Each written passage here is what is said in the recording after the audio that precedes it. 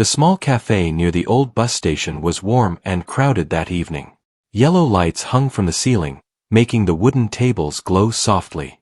Outside, the wind was cold, and cars passed slowly on the wet road. Inside, people talked quietly, holding cups of coffee and waiting for buses or rides home.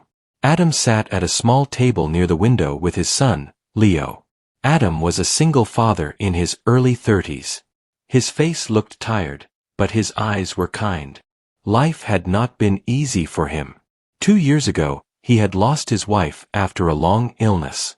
Since that day, everything had changed. He worked during the day and took care of his son at night.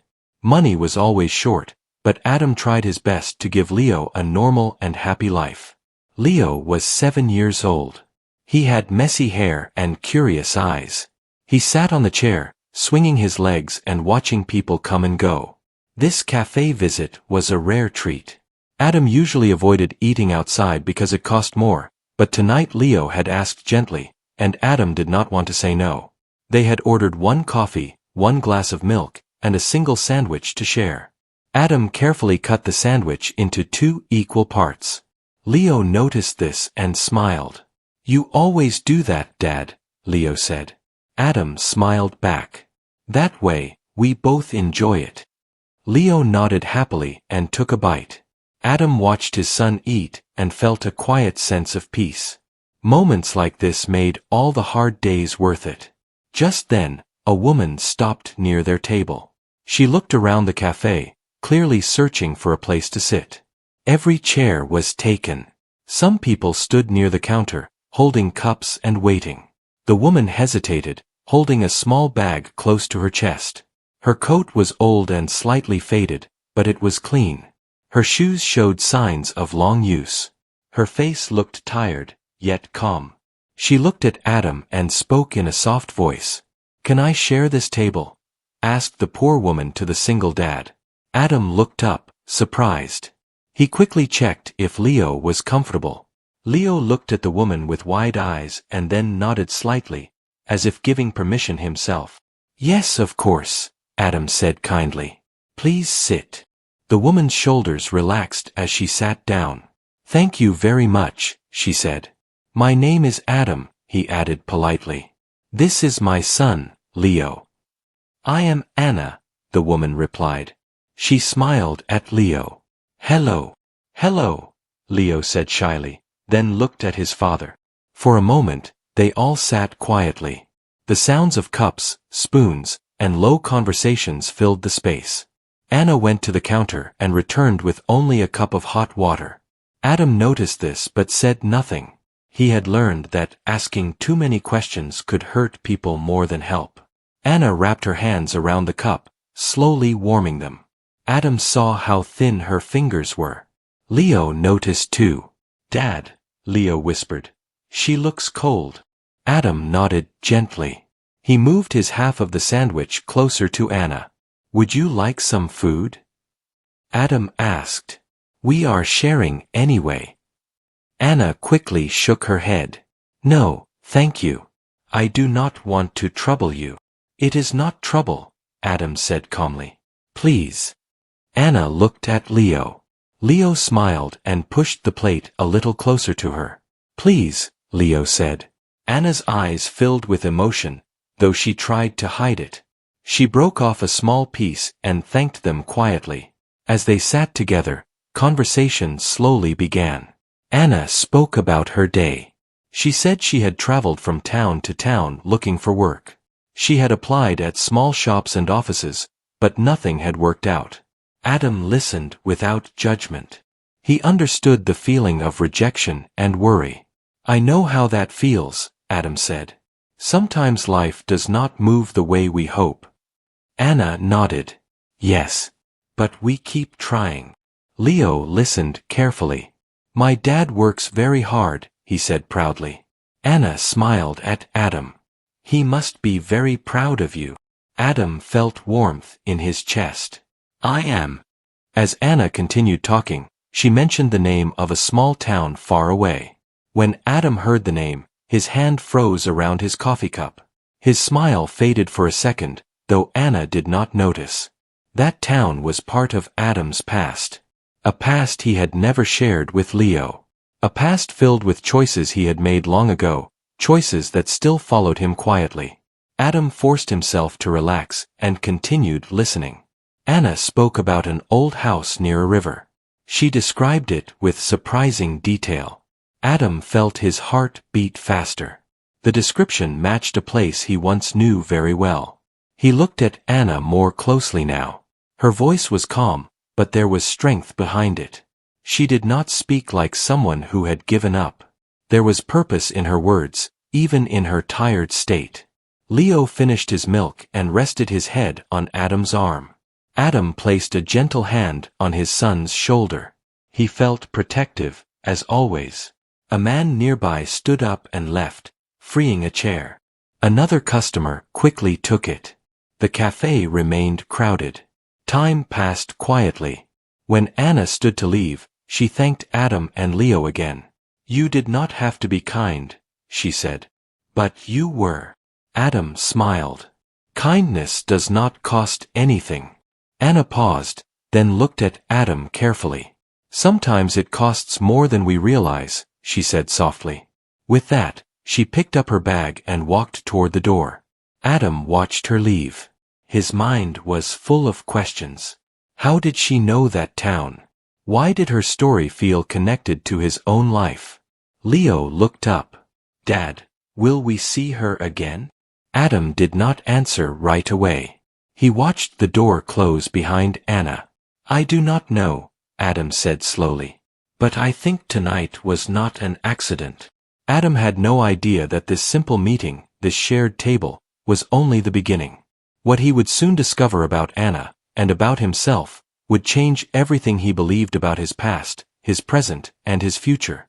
The cafe slowly began to empty after Anna left. Chairs scraped softly against the floor as people stood up and put on their coats. The warm noise of voices faded, leaving behind a calm silence. Adam stayed seated for a while, staring at the door Anna had walked through. His coffee had gone cold, but his thoughts were restless. Leo tugged gently at his sleeve. "Dad, are we going home now?" Adam blinked and looked down at his son. "Yes," he said softly. "Let's go." They put on their jackets and stepped outside. The night air was cold and sharp. Streetlights reflected on the wet road, and buses passed with a low hum. Adam held Leo's hand tightly as they walked toward the bus stop. As they waited, Adam could not stop thinking about Anna. Her words, the town she mentioned, and the way she looked at him before leaving all stayed in his mind.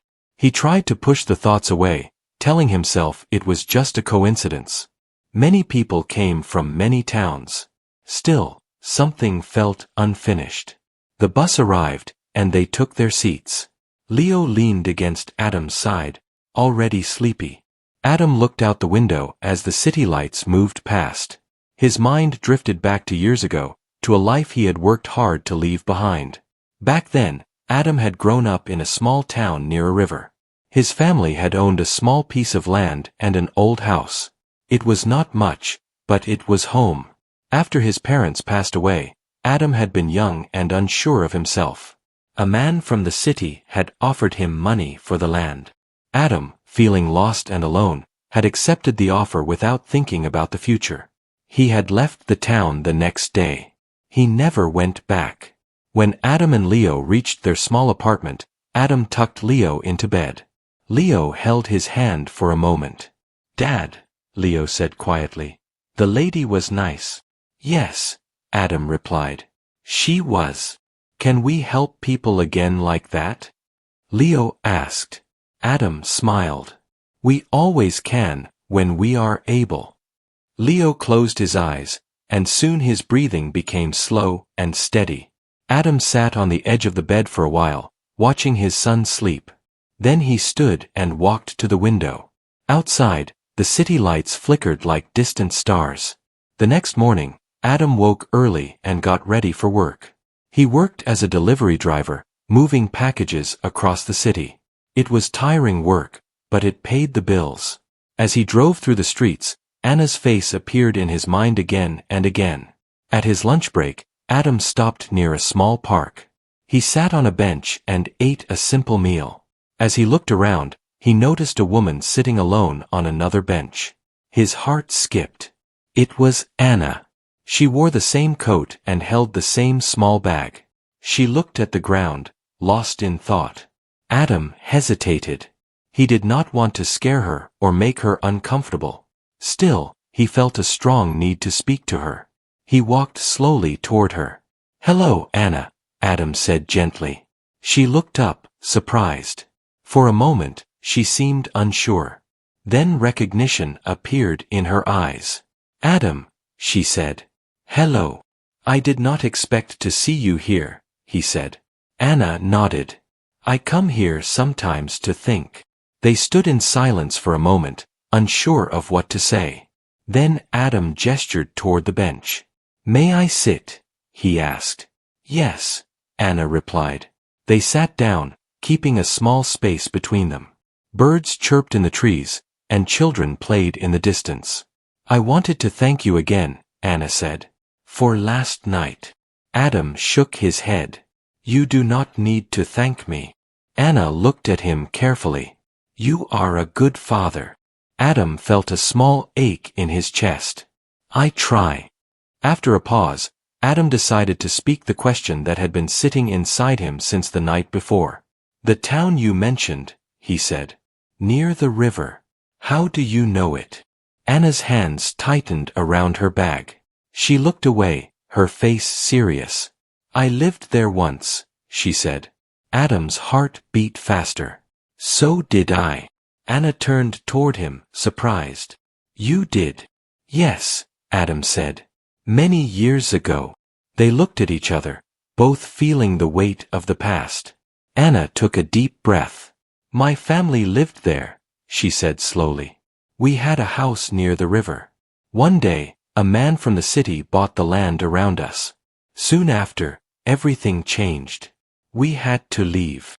Adam felt his stomach tighten. He remembered the papers he had signed, the money he had taken without understanding the full impact. "I think that man bought my family's land too," Adam said quietly. "I was young and did not know better." Anna studied his face. She did not look angry. Instead, she looked thoughtful. "My mother used to say that life brings people back together when the time is right," Anna said. Adam nodded. "I believe that now." Anna opened her bag and took out a folded paper. She handed it to Adam.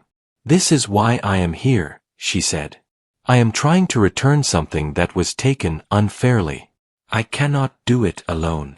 Adam unfolded the paper. It showed old land records and names he recognized. His own name was there, written clearly. His hands trembled. "Why are you showing me this?" "Because you are part of this story," Anna said. "And because I think you want to make things right." Adam felt a mix of fear and relief. For years, he had carried guilt without fully understanding why. Now, the past was standing in front of him, asking for honesty. "I do not have much," Adam said. "But I want to help." Anna smiled softly. "That is more than enough." As they stood up to leave the park, Adam felt a strange sense of calm.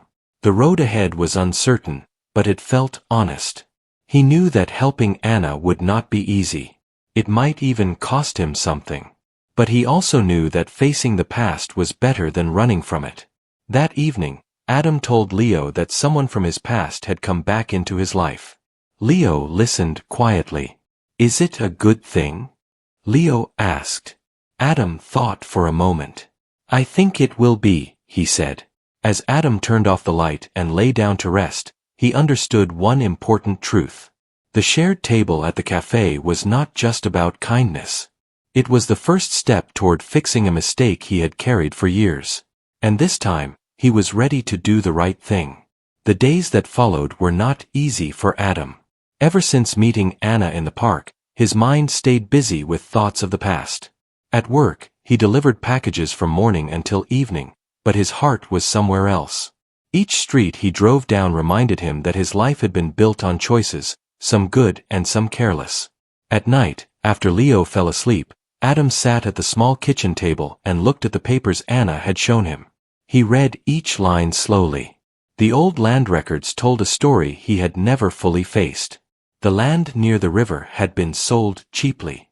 The people who lived there had little power and no voice. Adam realized that his decision years ago had helped someone else gain much more than he ever did. He felt shame, but also responsibility. Anna called him the next evening. Her voice was calm, but serious. "I found a lawyer who will listen," she said. "But we need proof and witnesses." Adam nodded, even though she could not see him. "I will help in any way I can."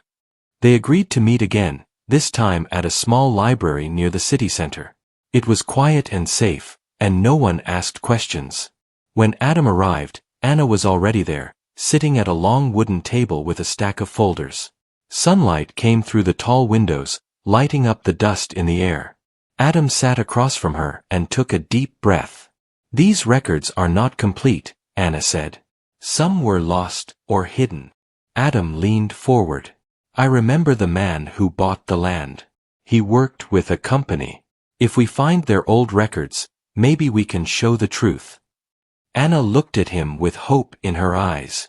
That could change everything. Over the next few weeks, Adam and Anna worked together whenever they could. Adam used his lunch breaks to visit offices and ask questions. Some doors were closed. Some people refused to help. Others looked uncomfortable when Adam mentioned the land near the river. Still, Adam did not stop. At home, Leo noticed the change in his father. "You look tired, Dad," Leo said one night as they ate dinner.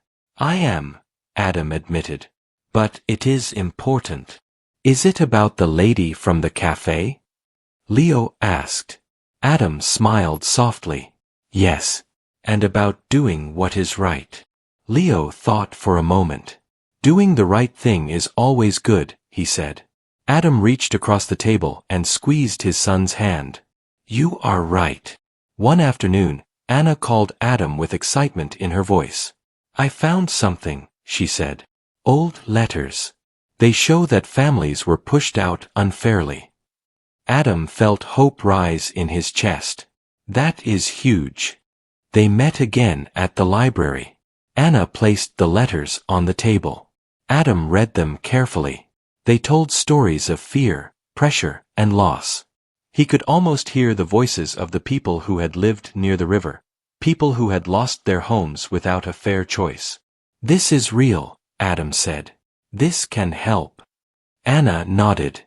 "But we still need someone to speak openly. Someone connected to the sale." Adam was quiet. He knew what she meant. "That someone is me," he said. Anna looked at him with concern. "It may not be easy." "I know," Adam replied. "But it is necessary." A few days later, Adam met with the lawyer Anna had mentioned. The lawyer listened carefully as Adam told his story. He spoke about his youth, his fear, and the decision he made without understanding the harm it would cause. The lawyer nodded slowly. "Your honesty matters," he said. "This case will take time, but it has truth." Adam walked out of the office feeling lighter, even though nothing had been solved yet. For the first time, he felt like he was moving forward instead of hiding. News of the case slowly began to spread. People from the old town came forward with their own stories. Some recognized Adam's name. He expected anger, but instead, many showed quiet understanding. One older man spoke to Adam after a meeting. "You were young," the man said. "The real blame is not yours alone. But helping now means something." Adam thanked him, his voice thick with emotion. At home, life was still simple. Adam still counted his money carefully. He still woke up early and worked long hours. But something had changed inside him. He felt purpose. Anna visited the apartment one evening to discuss the next steps. Leo was there, coloring at the table. "Hello, Leo," Anna said warmly. "Hello," Leo replied. "Dad says you are helping people." Anna smiled. "We are helping each other." As they talked, Adam noticed how comfortable Leo seemed around Anna. There was trust in the room, built quietly through honesty. Later that night, after Anna left, Adam sat alone and thought deeply. Helping Anna might lead to losing the little savings he had. It might bring legal trouble or stress. But walking away now would mean living with regret again. He looked at Leo's bedroom door and made his decision.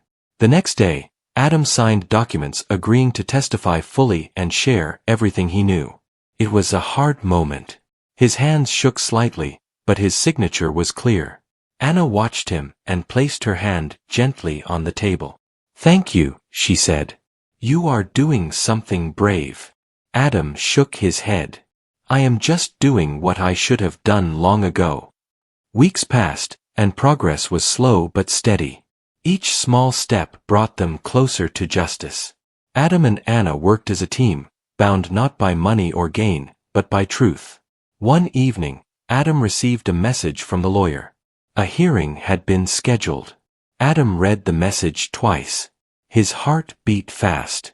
The moment he had been working toward was finally coming.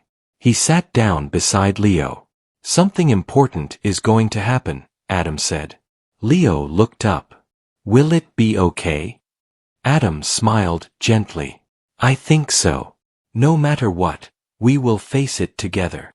As Adam turned off the lights that night, he felt fear, but also strength. The past no longer felt like a shadow chasing him. It felt like a road he was finally brave enough to walk. The shared table at the cafe had led him here. Not to comfort or kindness alone, but to responsibility, truth, and change. The morning of the hearing arrived quietly. The sky was pale, and the city moved at its usual pace, unaware that this day carried great meaning for Adam. He woke early, dressed carefully, and made breakfast for Leo. His hands were steady, but his heart felt heavy. Leo watched his father closely. "You look serious, Dad," he said. Adam smiled softly. "Today is important. Will you be back for dinner?" Leo asked. "Yes," Adam replied. "No matter what happens, I will come back to you." Adam walked Leo to school and waited until his son disappeared through the doors. Then he headed toward the courthouse. The building was large and quiet. Its walls held many stories, and today Adam's story would become part of them. Anna was already there, sitting on a bench in the hallway. She stood when she saw Adam. "You came," she said. "I promised," Adam replied. They sat together in silence. People passed by, some nervous, some calm. When Adam's name was called, he stood up and took a deep breath. Inside the room, the air felt still. Adam spoke clearly and honestly. He talked about his childhood, the land near the river, and the decision he made without understanding its full impact. He spoke about leaving the town and carrying guilt without knowing how to fix it. As he spoke, faces in the room listened closely. Some nodded. Some took notes. Adam did not rush his words. He told the truth, one sentence at a time. Anna spoke after him. She shared her family's story, how they had lost their home and their sense of safety. She did not speak with anger. She spoke with strength. The hearing ended without a final answer. More steps were needed. But something important had changed. The truth was now on record. Outside, Anna let out a long breath. "You did well," she said. Adam nodded. It felt right. The weeks that followed were filled with waiting. Adam returned to his routine. He worked, cooked, helped Leo with school, and tried to stay patient. Some nights were hard. Worry crept in quietly. What if nothing changed? What if all this effort led nowhere? One evening, Adam came home to find a letter waiting for him. His hands shook as he opened it. The decision had been made. The land near the river would be reviewed. Families who had been pushed out would receive fair treatment. It was not everything, but it was a beginning. Adam sat down slowly. Tears filled his eyes, but he did not cry. He felt relief, not joy. The past could not be erased, but it had been faced. Anna called him later that night. "We did it," she said softly. "We did something," Adam replied. "And that matters." A small gathering was held near the old town weeks later. Adam and Leo traveled there together. It was Leo's first time seeing the place his father once called home. The river flowed quietly, just as Adam remembered. The land looked different now, but its spirit felt the same. People stood together, talking, sharing memories, and planning the future. Anna stood beside Adam and Leo. "This place feels peaceful," Leo said. Adam knelt beside his son. "It does. And it reminds us to be careful with our choices." Leo nodded, though he did not fully understand. As the sun lowered, Anna turned to Adam. "You changed the path of many lives," she said. Adam shook his head. "I just stopped running." Anna smiled. "That is how change begins." Life slowly returned to normal, but not exactly as before. Adam continued working, but he felt lighter. He no longer carried silent guilt. He had shown his son that mistakes could be faced with honesty. One evening, Adam and Leo returned to the same cafe near the bus station. The lights were warm, and the tables were full again. They ordered a simple meal and sat together. A woman stood nearby, holding a bag and looking for a seat. Adam smiled and stood up slightly. "You can share our table," he said. The woman looked surprised, then grateful. As Leo watched, Adam felt proud. Not because of what he had fixed, but because of what he had learned. A shared table had changed everything. It turned a moment of kindness into a journey of truth. And for Adam, that was the most unbelievable discovery of all.